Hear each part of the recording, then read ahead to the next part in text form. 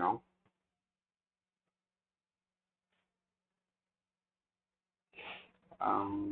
Hi guys,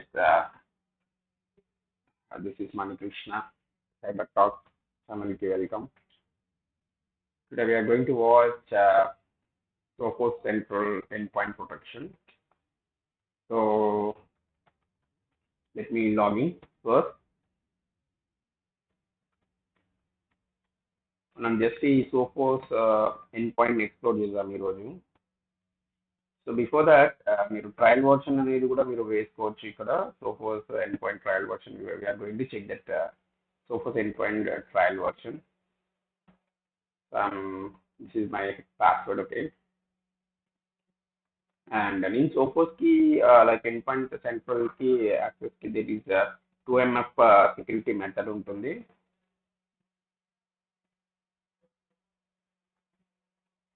And it is mandatory for us all actually. అది 2MF పెట్టుకుంటేనే better ఇప్పుడు. Sometimes it takes time.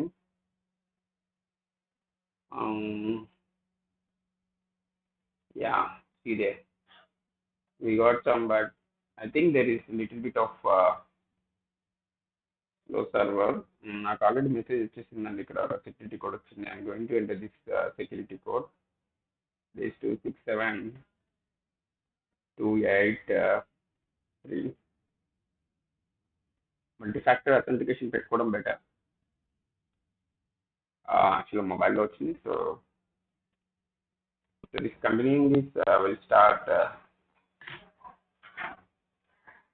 the tools.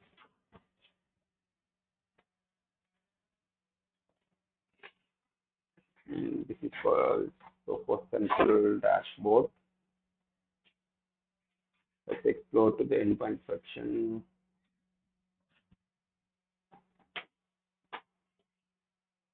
There are large threat analysis center, log reports, behavioral and Sophos report.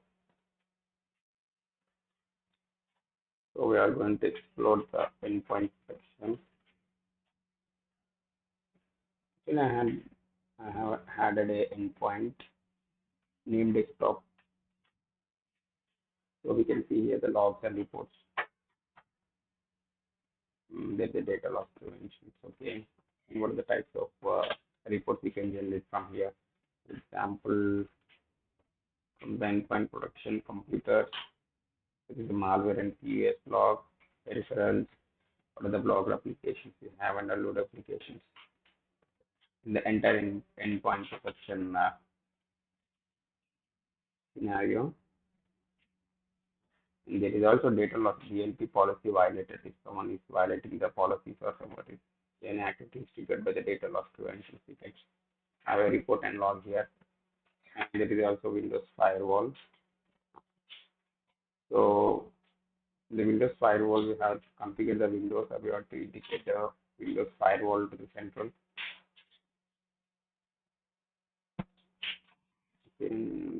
Coming to the dashboard, this is one desktop connected here, and here we have the different policies like threat protection. What is the base policy in the threat protection? What are the rules are there in the base policy protection, threat protection? We can see here the live protection, deep learning, and there is a real-time scanning for the local files as well as network shares. Many drives are sharing in the network, and remediation also is there, and the runtime protection. As you can see overall here, it is not highlighted, and it is basically activated. There is SSL and TLS decryption of HTTPS websites. So most of the endpoints doesn't have the analysis over the SSL and TLS, so we can activate over here if it is possible. Yes, see here. So every HTTP decryption will be in the web control, and later there is a device access. This is the best part I've seen, because when the threat is compromised, we have to isolate the device over there. But see here, when allow computers to isolate themselves already helps. When there is any threat happening to the endpoint, basically it isolates themselves. So the log or report will be sent to us in the reports or in the dashboard, an error in the dashboard. We know what is the thing, what is the threat. So we can investigate on the threat and we can de-isolate the desktop from there.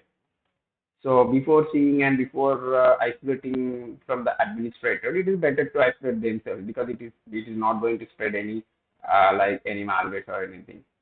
So there is a scheduled scanning for the agents. That is a very good, and exclusions also there in the, and that is also very good. So we can add some exclusions over here. And these are the endpoint protection, communication, right? And we will see the other policies over here. Let's I'm going back to the policies. See, there is a peripheral control. See in this peripheral control, what are the options we have? We can see here. So under the settings option, and see disable. Actually, we disable the peripheral because the desktop I have added. So I've disabled this. But we can see allow Bluetooth, secure, removal storage. If anything, they are using the pen drives or anything like optical drives, modems or infrared, some wireless extra and MTP and PTP. Like they are connecting some mobile devices through the cables or anything and removal storages. So we can block them or we can allow them for the different endpoints.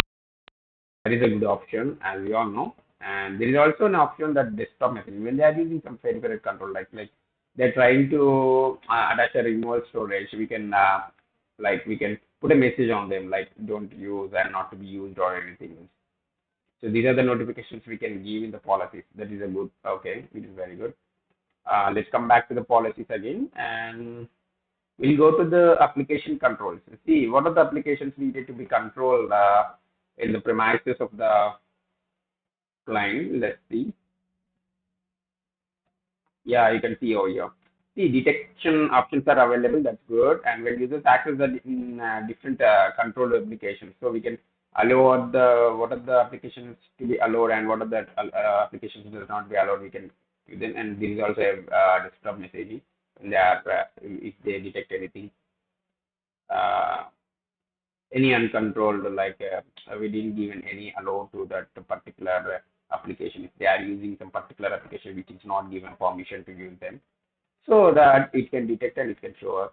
So for that also we have the desktop messaging, like we can message them, and it is also like standard notifications it is showing us. So these are this is the application control policy. And coming to the next policy, we'll see.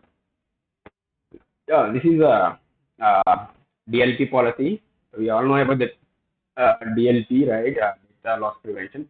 And here there is a certain rules to create this template. Actually, what are the regions, and there is a different types. They are giving Australia, Canada, Germany, UK.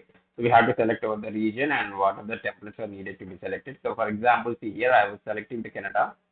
So in the Canada, we can select the general organization activities like that is a policy they are going on in the Canada. Okay.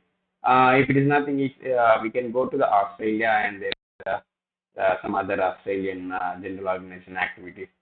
So these are the things. So we can add here, or we can create a custom policy on regarding like based on your organization.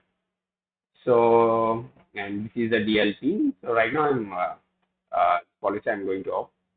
And let's go back to the policies, and next what is there, and that is called web control, and everyone knows this is the most important thing in endpoint protection. Let's see what are the base policies they have given, and this is a web control this is very good input the settings like policies. HTTP depression is turned on, and already we have turned on HTTP SSL and TLS protection in threat protection, right?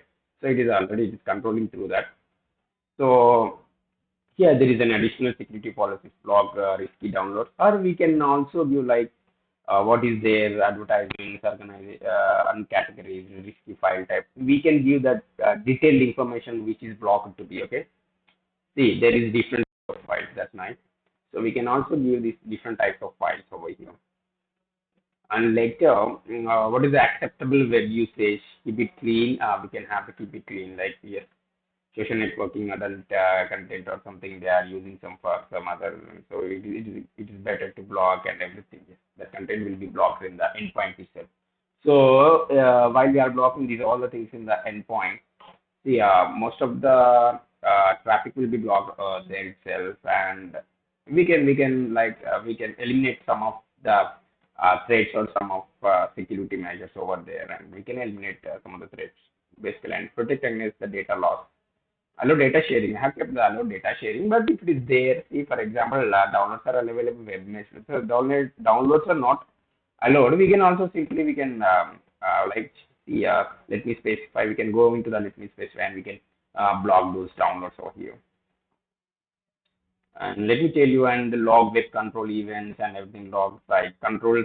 Like I have blocked some FB website tag that is FB, and while I'm opening that FB, and we can create as a new ad. Also, we can create any website is it doesn't want to open by any end users or for a particular user. We can add a new website here, which can be blocked.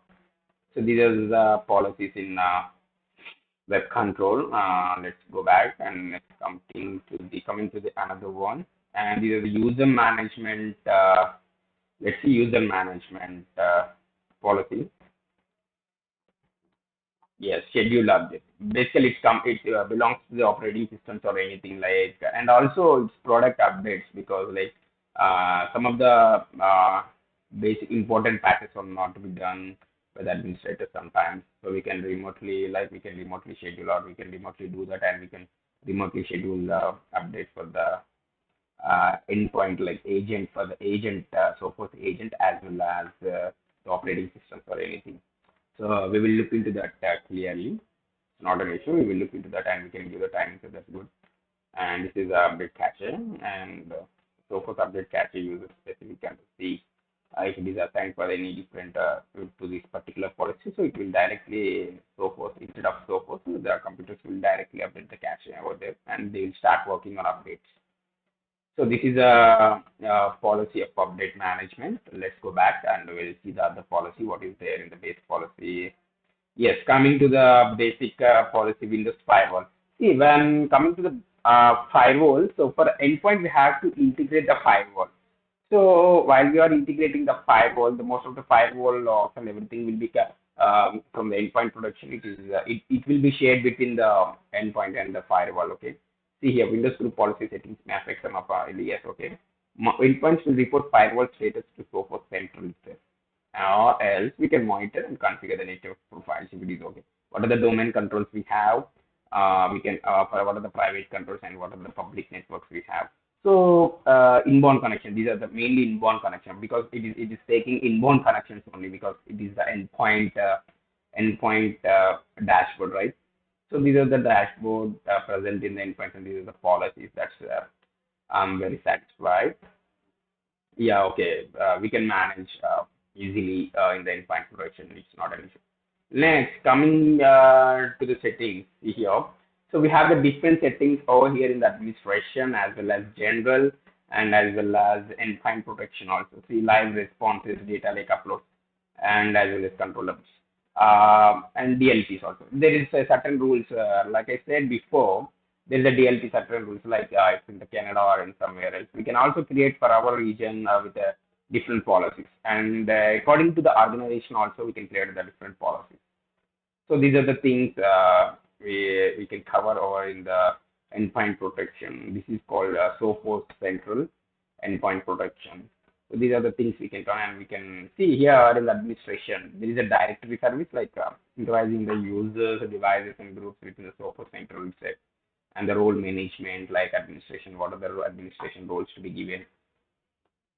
Given, yes, and API token management as well as Sophos signing settings, verify domains. That's good, that's good. And the tamper protection, especially tamper protection is needed and because there is an host-based intrusion protection systems are there running in the endpoint. So we have to turn on the tamper protection. So unfortunately, there are some users will be removing the Sophos. So for that access, so there will be some special access. They can remove the endpoint agents. So we can have the tamper protection over there, and we can manage that. And also we can manage like not only the policies regarding, we can also directly manage the website management. So we can directly block or unblock or tag something like blocking some websites from entire organizations or something else, right? And there is a proxy, as usual, proxy configurations is there if anything is like specific updates to the proxy server. If we are having any proxy server, so for the updating or downloading any particular software regarding the Sophos. And there is also global execution, so some known about some FTP servers of the files or applications in order to like implement global execution. So there will be the no disturbances for the organizations if they are using some exclusion, some excluded websites they used to be in the organization. And some allowed applications also we can directly adapt to the entire organization, entire endpoints here, and the blocked items as well as update cache and messaging relays we can directly add on. That's very good. And bandwidth usage, we can see overall the bandwidth of the endpoints and what are the bandwidth is using from the Windows endpoints over there, and servers, what are the servers are using, and these all, and admin isolate devices. See, before this, we like auto isolate, if they are coming into the red position, if they are coming into the red thing, if some thread is attacked or some thread is present in the device, it is self-isolating device, right? Those also can be seen here, and what are the devices are isolated and what are the devices will be de-isolated from the admin panel. So we can see which devices are here. And as I said, SSL and TLS are decryption of HTTP websites. This is a controlled decryption of websites managed solutions. This is a very good option over here, and device migration is very good. And endpoint coming to the control updates. We can control the updates. See, when computer gets a product update, so we can control it and we can schedule the updates over there. And select computers, you can connect with the live response. See, you can we can connect remotely to the computer, or we can connect remotely to the command control rounds. Like we can use separate commands to get response from the computers and to perform any actions on the endpoints directly or indirectly through remote stations or to live response. So what is the present? Is there any scanning present? We have to do any scans in the endpoint, so we can have the live response from here. And there is a data lake upload which belongs to Sophos, and there is a Sophos data lakes over here. And here are the protect devices. Let's see what is the protect. These are the tablets. See, endpoint full malware protection and more they are giving us. And it is most of the endpoint protection we have to take the different license for the intercept as well as see XDRs are very important right now. So we have to take the different license for that. Yeah, these are the templates we can, and there is an also XDR sensor installer. See XDR, if we are having the XDR license, so that we can install XDR sensors in the Windows or Mac. That is very good. There is a Mac installers too also. So these are the things. These are the endpoint in Sophos endpoint protection, and that is a user friendly, and we can configure computers also. We can configure different endpoints very easily, because once we install the agent in the desktop, it automatically connects to the agent. So that is a very good thing here. So obviously it will activate the agent host, like agent endpoint. So it will show every endpoints over here, and we can configure them and we can give the policies. So this is the entire Sophos. Not entire, so we have covered a lot in the endpoint protection and so forth. So hope you all understand this video. If any doubts, just ping me or just give me a comment. You can mail me on smkrishna.ccio@gmail.com. And if any related material you need, like video material, you can also mail me. Yeah. Okay. Chalo. We'll meet again in the next video. Yeah, bye bye. Take care.